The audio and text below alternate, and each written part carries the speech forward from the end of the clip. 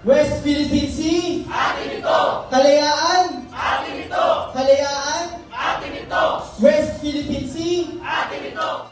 Yan ang magkasamang sigaw ng ilang opisyal ng Kalayaan Municipality sa probinsya ng Palawan, West Philippine Sea Atin Ito Coalition at Akbayan Party, araw ng Martes, February 17. Kasunod ito ng paggawad ng pagkilala sa Kalayaan 16 o 16 na opisyal ng munisipalidad ng Kalayaan na nagpasa ng resolusyong nagdedeklarang persona non grata at hindi maaaring makapasok sa Kalayaan Islands si Chinese Ambassador to the Philippines Jing Quan dahil sa intimidation nito sa Philippine maritime officials. Bilang retaliation, pinagbawalan naman ng Kalayaan 16 na makapasok ng mainland China maging sa mga teritoryo nitong Hong Kong at Macau. Para sa West Philippine Sea Atin Ito Coalition at Akbayan Party, kahanga-hanga ang ginawa ng Kalayaan 16. Kaya tiniyak ng Akbayan Party List representatives ang kanilang suporta para sa naturang munisipalidad. Our support for the Kalayaan Island Municipality residents must go beyond rhetorics. Sabi nga nila, put your money where your mouth is. Maraming pangangailangan ang ating mga kababayan, ang mga residente, ang mga bayani ng Kalayaan Island Group. Una sa kanilang agenda ang pagbibigay ng mas mataas na alokasyon sa national budget para sa susunod na taon sa halagang 462 million pesos.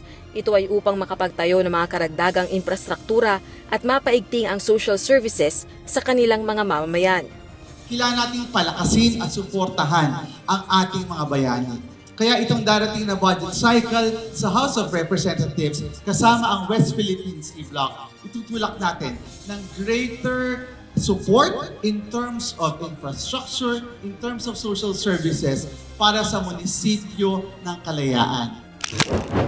Bukod dito, isusulong ding maipasa ang ilan pang panukalang batas gaya ng West Philippine Sea Education Bill at ang pagkakaroon ng National West Philippine Sea Victory Day tuwing July 12 kung kailan na panalunan ng Pilipinas ang 2016 Arbitral Award laban sa China kaugnay ng pinagtatalunang teritoryo.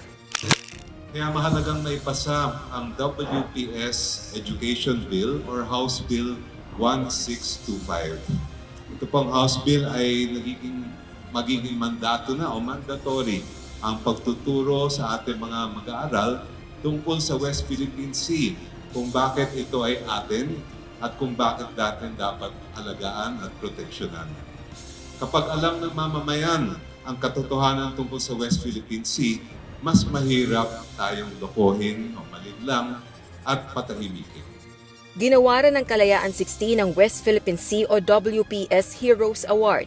Ilan sa 16 na opisyal ng Kalayaan Municipality ang nakarating sa Maynila para sa tribute ceremony, partikular na sina Kalayaan Municipality Vice Mayor MP Albayda at Councilor Francis Polison. Ngunit para sa kanila, hindi lang ang Kalayaan 16 ang dapat kilalanin kundi lahat ng mga mamamayan sa munisipalidad ng Kalayaan. Kaya kung meron man po akong hihilingin, maliban sa Kalayaan 16, salamat po sa parangal ninyo ulit.